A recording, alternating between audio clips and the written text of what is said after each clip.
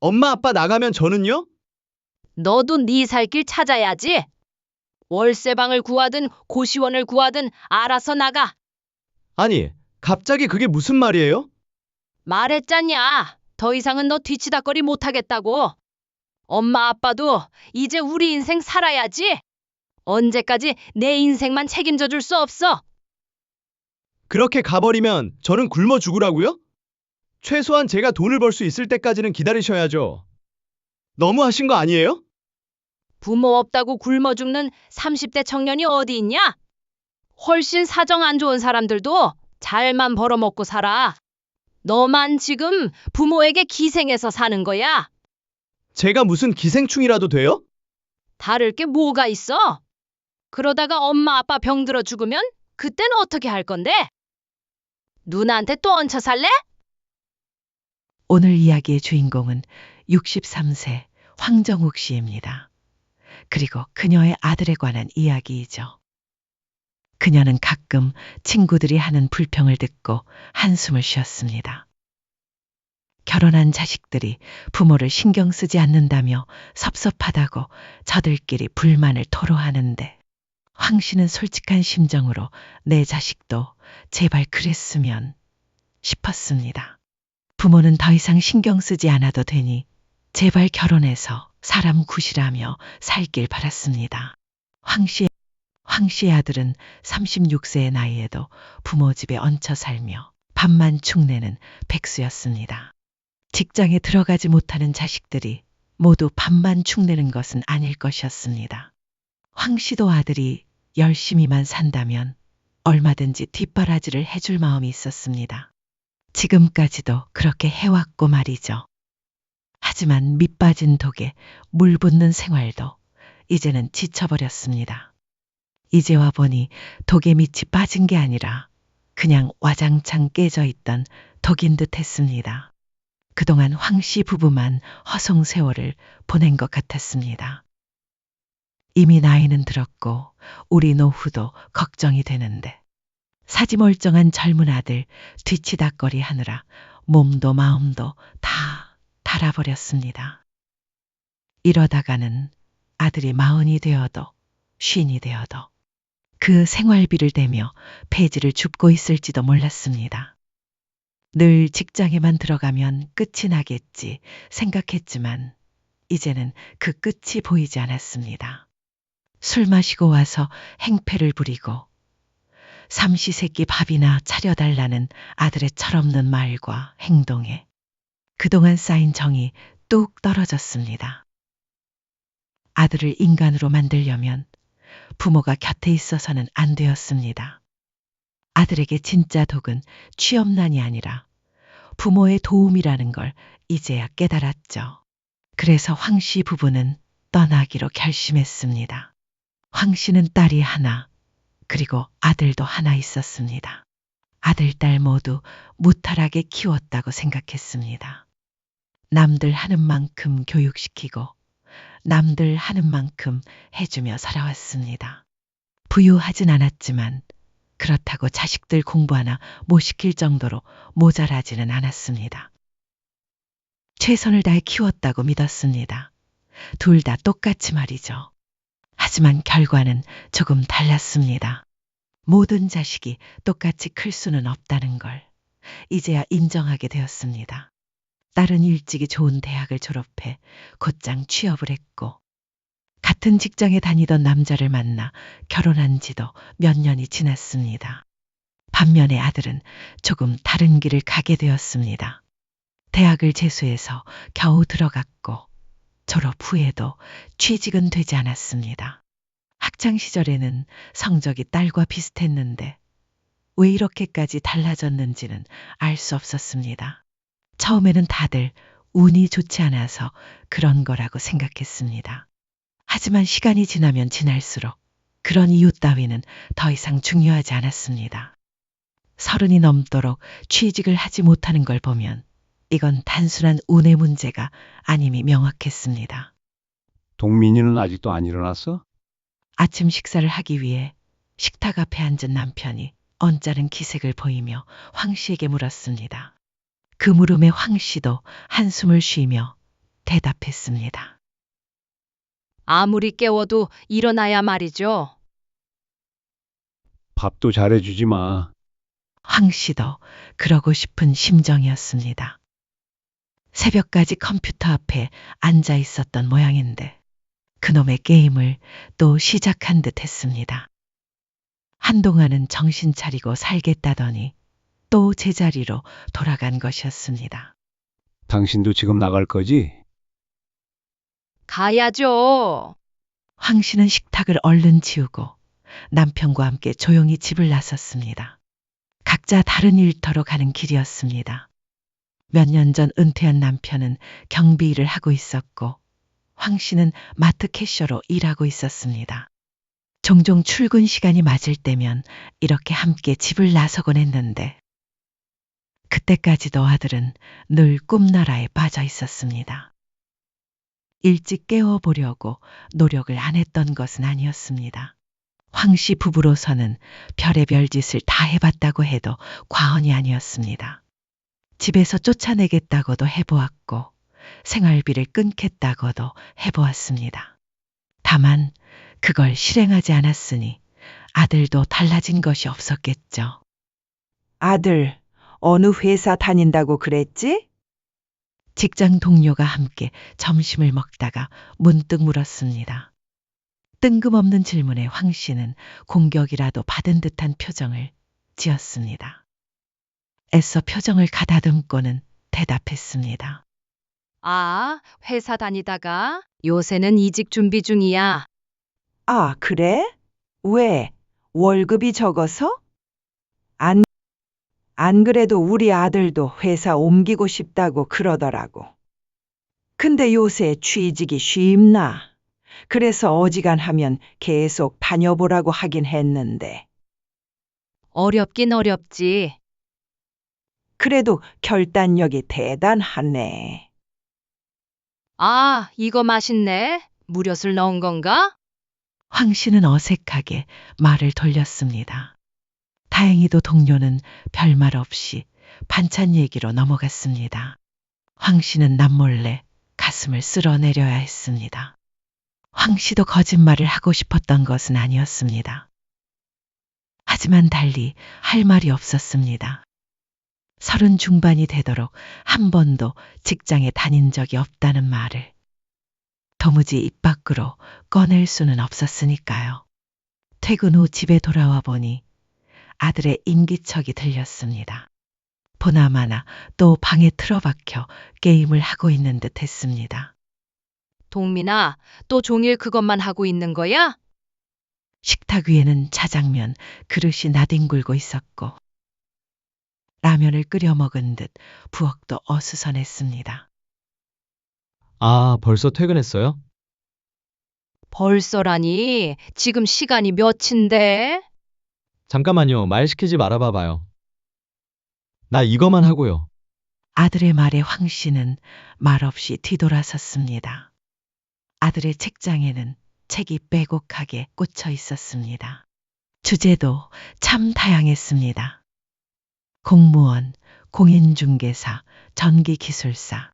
한 사람이 공부하기엔 지나치게 많은 종류였습니다. 당연하게도 그 무엇 하나 제대로 공부한 적이 없었습니다. 기업 취업이 안 되자 제일 처음 시작한 게 공무원 시험 공부였습니다. 공무원 공부는 그나마 가장 오래 했습니다. 4년. 그러나 계속되는 낙방에 결국 포기했고 그 다음엔 많이 대비하겠다며 공인중개사 공부도 잠깐 했습니다. 하지만 그것도 1년도 못 가 포기해버렸습니다. 그리고 3년 전 갑자기 창업을 하겠다며 남편의 퇴직금을 일부 날려먹기도 했습니다.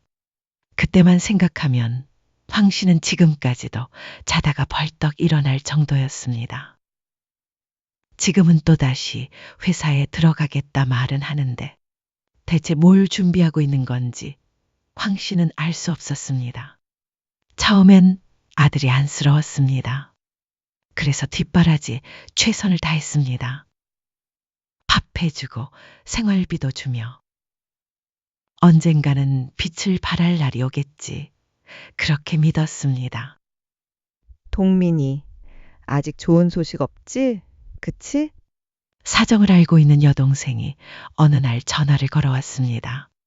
내가 아는 사람한테 슬쩍 물어봤더니 이력서 한번 써보라고 그러더라.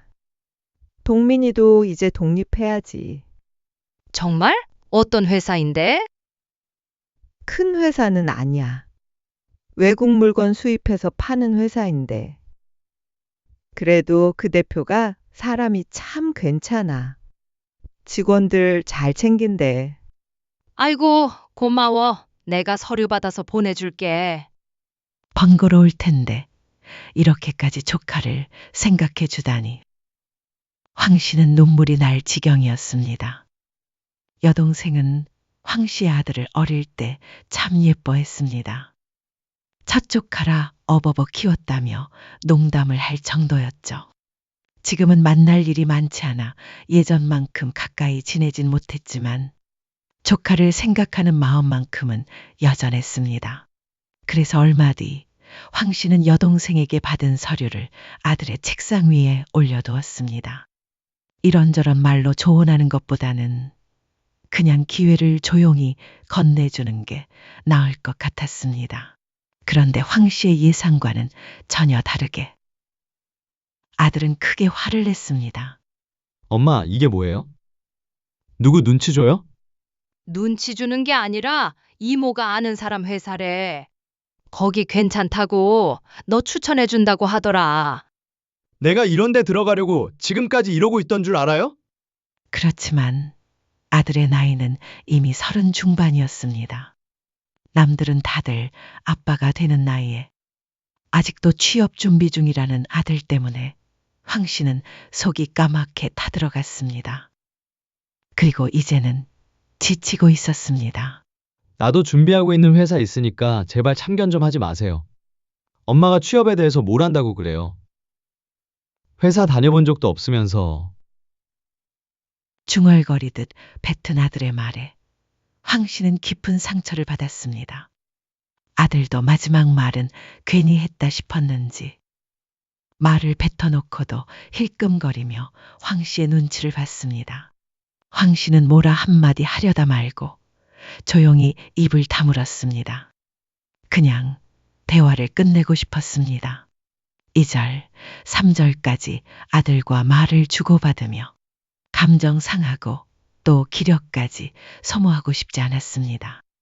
그런 지 10년이면 이미 충분했습니다.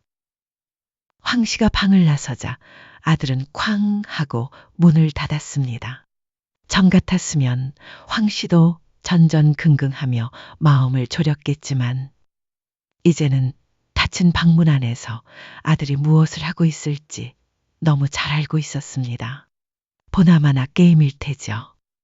동민이 저놈 계속 저렇게 두면 안 돼. 알기야, 알죠? 황 씨는 남편의 말에 침통한 표정을 지었습니다. 그리고 이것 좀 봐.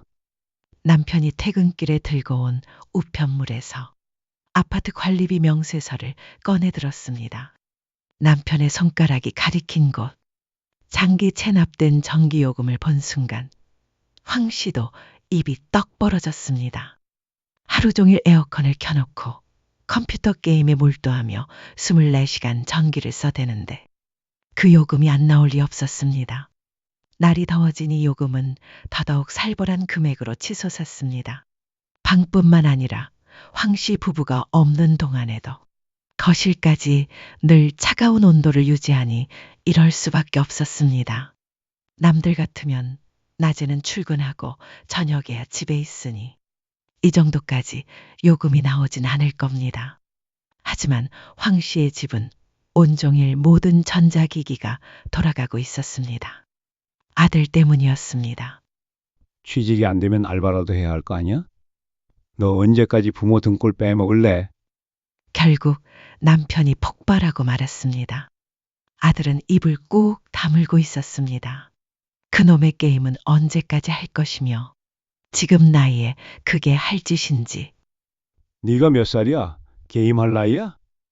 지금 뭐가 중요한지도 모르고 그래.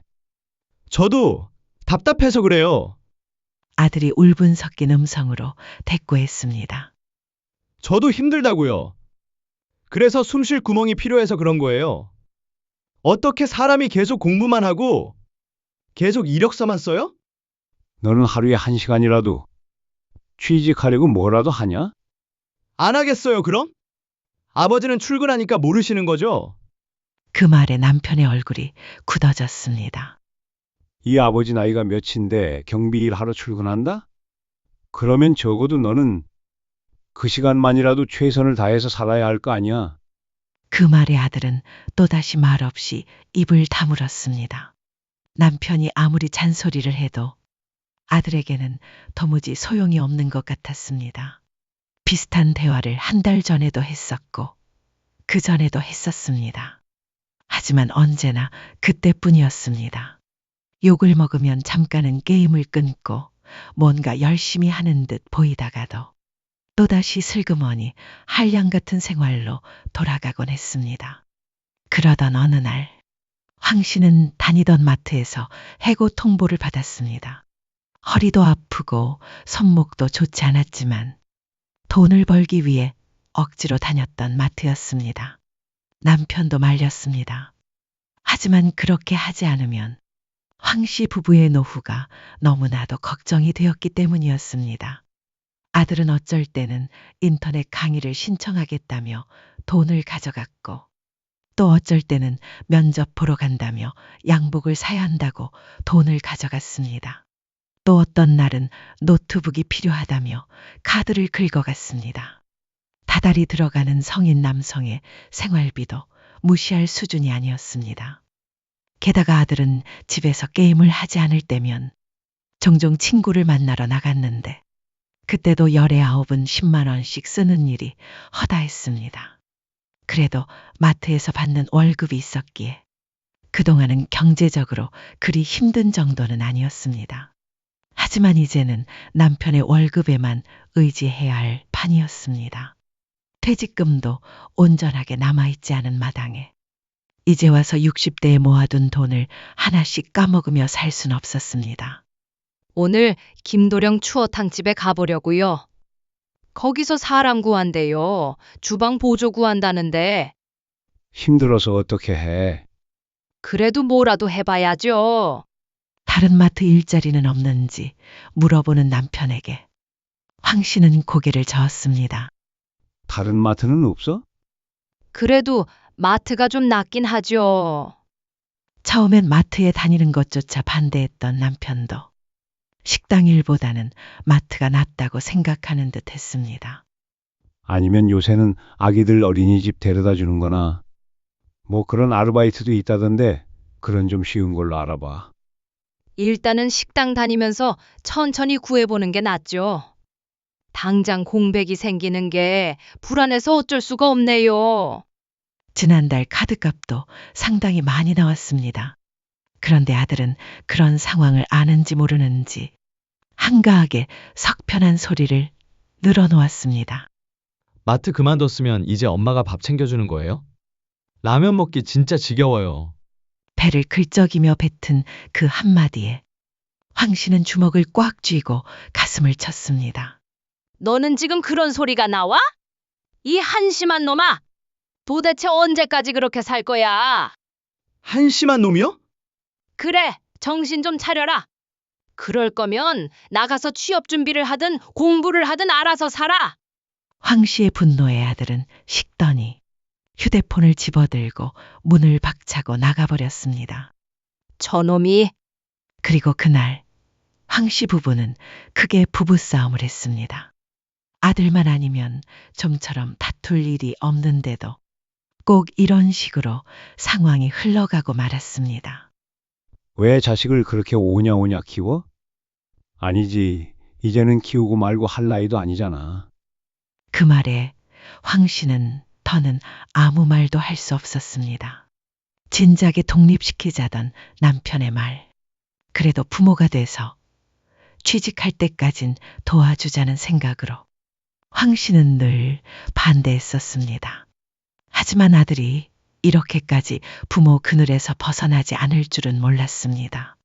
그래봤자 1에서 2년 정도를 생각했던 것이었습니다. 황 씨의 의도와는 너무도 달랐고, 그래서 지금은 후회가 되었습니다. 그래, 당신이 무슨 잘못이야. 그놈 정신머리가 그런 것을. 동주는 잘만 살고 있는데 형제간 비교를 해서는 안 되지만, 딸은 굳이 황 씨 부부가 신경 쓰지 않아도 앞가림을 척척 해내며 살아가고 있었습니다. 오히려 해마다 황 씨 부부 건강 챙긴다고 직접 보약을 지어 보내기도 했습니다. 어째서 같이 키운 자식이 이렇게 달라진 걸까? 황 씨는 그 이유를 알 수 없었습니다. 그날 새벽까지 아들은 들어오지 않았습니다. 하지만 황 씨는 더 이상 어디 갔나, 언제 들어오나 그조차 걱정하지 않으려 애썼습니다. 몇 년만 더 있으면 40이 될 아들이었습니다. 이제는 길에서 자빠져 자더라도 스스로 책임져야 할 나이였죠. 그런데 새벽 3시 집에 들어온 아들은 난동을 부렸습니다. 속상한 마음에 술을 마시고 하소연을 하는 듯 했지만 그 모습은 아주 폭력적이었습니다. 옆에 있던 공기청정기를 발로 차며 아들은 소리쳤습니다.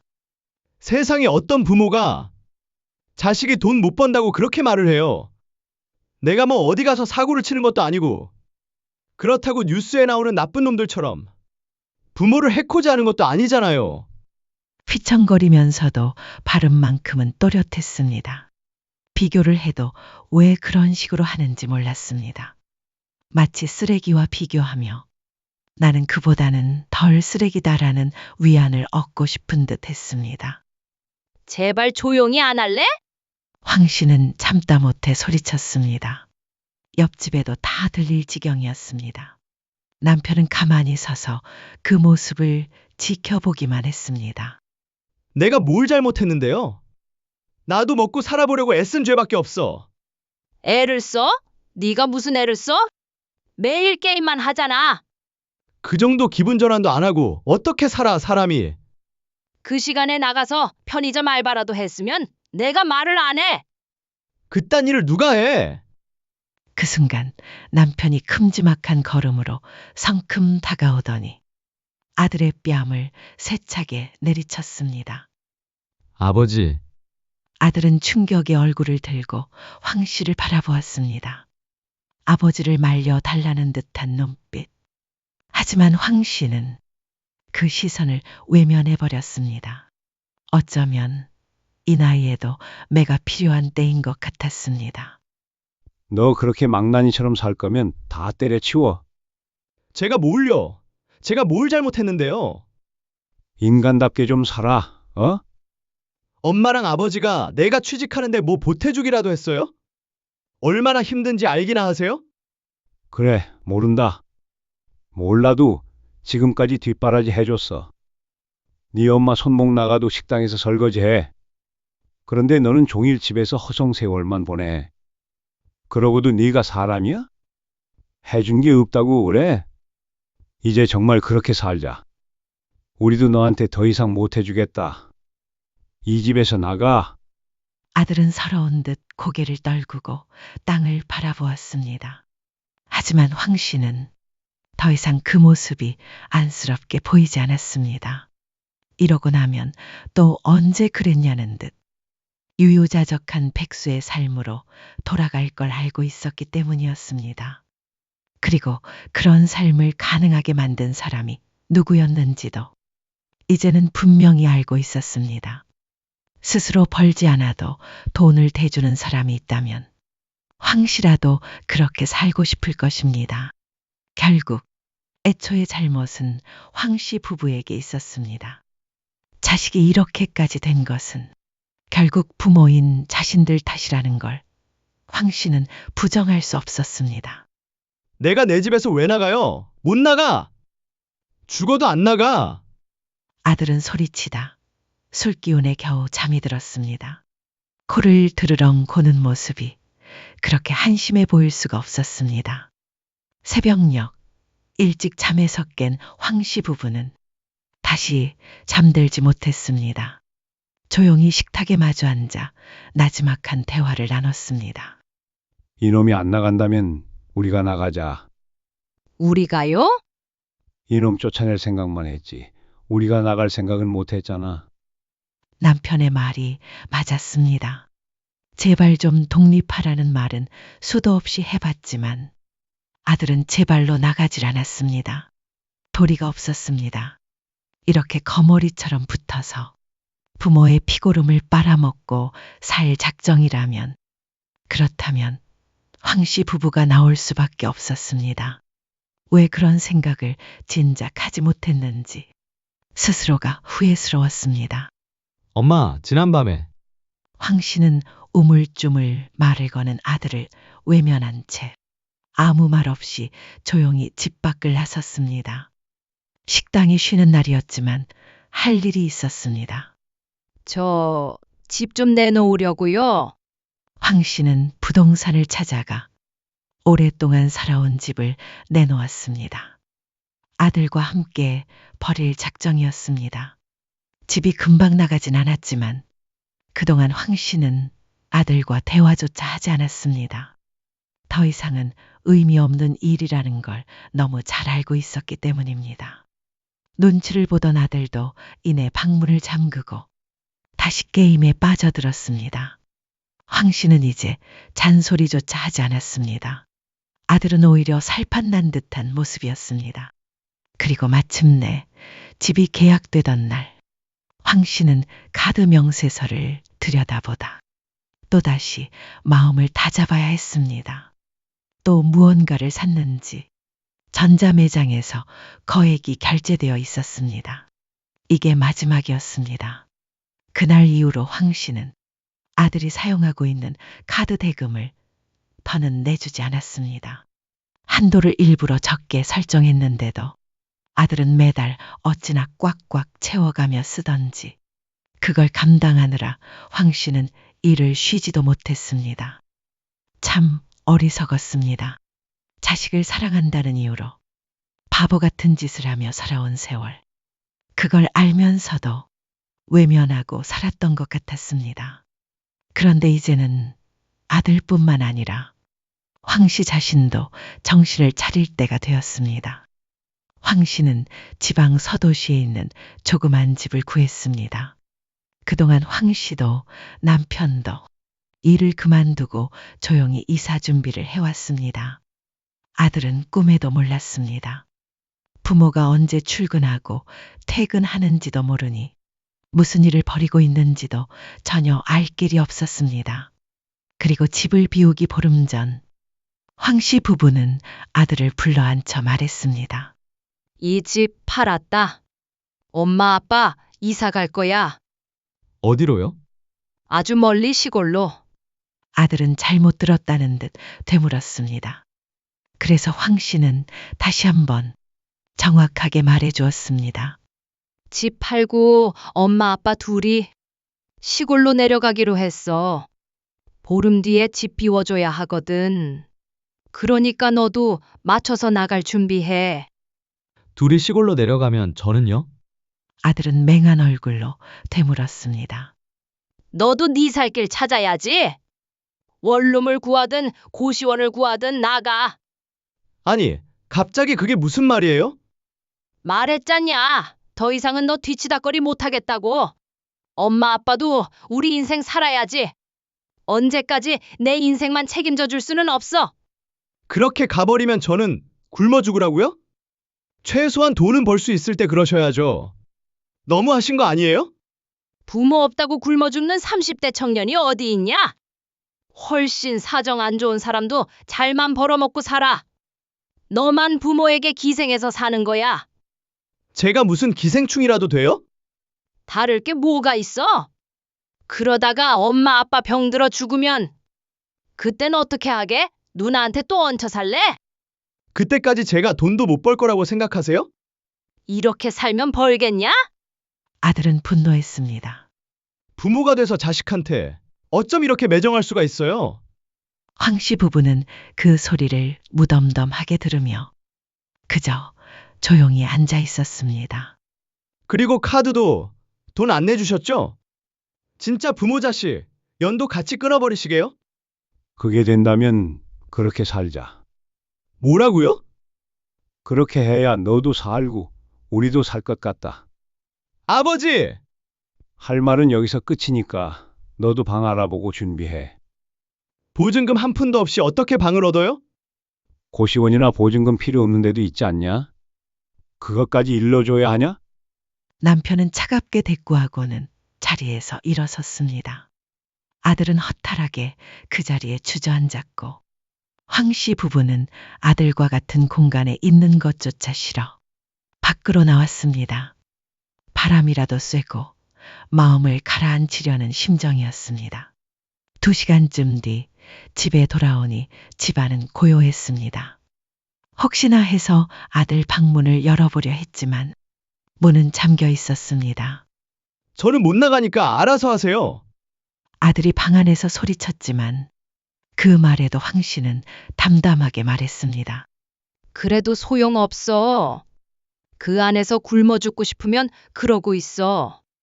아들은 하루도 못 버티고 결국 방에서 나왔고 황 씨 부부는 그 후로 더 이상 아들과 대화하지 않았습니다.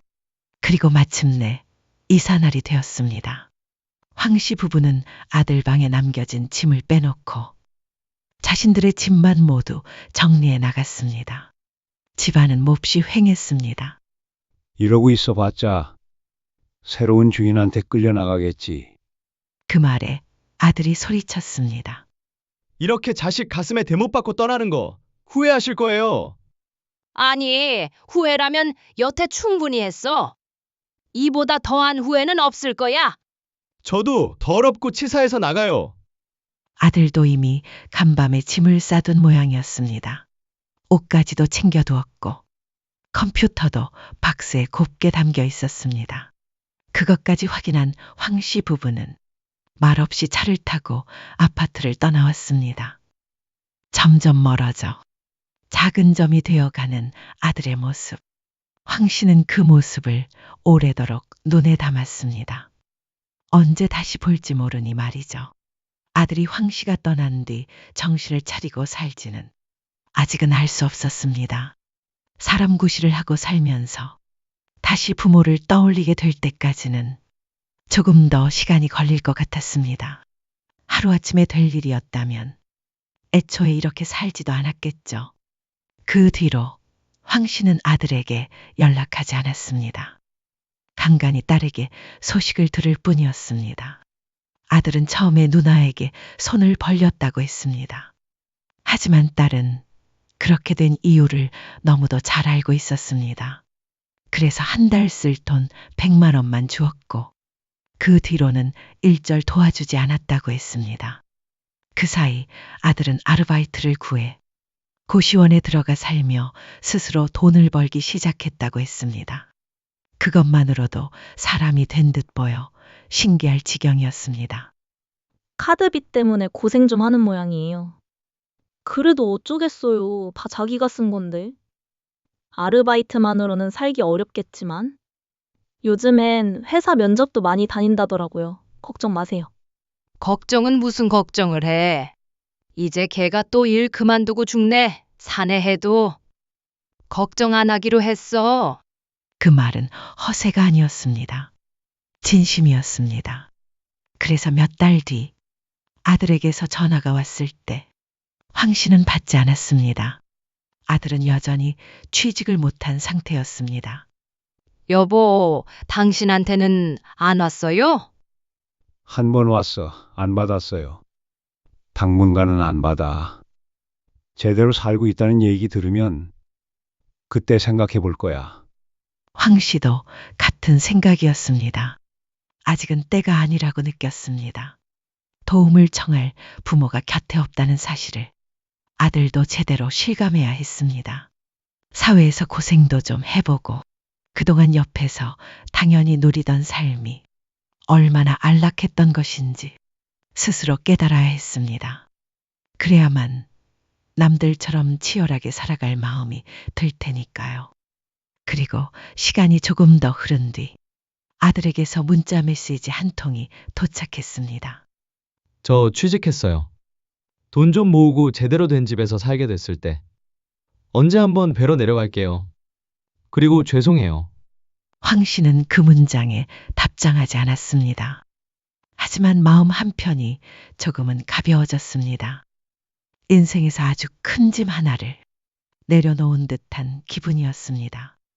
이제야 좀 정신 차렸나 보네. 남편도 더는 말을 잇지 않았지만 울컥하는 기색은 감추지 못했습니다. 황 씨는 그날의 결단이 참 잘한 일이었다고 생각했습니다. 아들을 강제로 독립시킨 것 말입니다. 하지만 그날 독립한 건 아들만이 아니었습니다. 어쩌면 그날은 황 씨 부부가 자식에게서 독립한 날이기도 했습니다. 자식을 놓지 못하고 있었던 사람은 바로 자신이었던 듯 했습니다. 이제서야 비로소 각자 살아갈 준비가 된 것 같았습니다. 고추 좀 따올게. 밥 먹자. 시골의 삶은 도시보다 훨씬 좋았습니다. 집을 팔고 남은 돈은 모두 여유 자금이 되었고 더 이상 아들에게 들어가는 돈도 없으니 생활도 훨씬 여유로워졌습니다. 용돈벌이 정도는 이곳에서도 충분히 할 수 있었지만 예전처럼 전쟁 같은 삶은 아니었습니다. 가끔은 시골의 한적함 속에서 진짜 휴식 같은 하루를 보내기도 했습니다. 이렇게 마음이 가볍고 평화로울 수가 없었습니다. 황 씨는 홀가분한 마음으로 조용히 휴대폰 화면을 껐습니다. 다음에 아들에게서 연락이 왔을 그땐 답장을 해줄 수 있기를 바라며 황 씨 할머니의 사연은 여기까지입니다. 자식을 위해 평생을 헌신했지만 결국 그 헌신이 당연한 것이 되어버린 삶. 놓지 못했던 마음을 내려놓고 자식에게서도 스스로에게서도 진짜 독립을 선택한 황 씨 부부의 용기. 여러분은 어떻게 보셨나요? 자식 걱정에 자신을 잃어가고 있는 부모님들께 이 사연이 조금이나마 위로와 용기가 되셨길 바랍니다. 황 씨 할머니처럼 단호하고 따뜻한 대처가 통쾌하셨다면 댓글로 여러분의 생각을 들려주세요. 혹시 여러분이라면 어떤 방식으로 행동하셨을지도 궁금합니다. 지혜로운 의견을 댓글로 남겨주세요. 재미있게 들으셨다면 구독과 좋아요 꾹 눌러주시면 큰 힘이 됩니다. 다음 이야기에서는 또 다른 인생의 단면으로 찾아올게요. 감사합니다.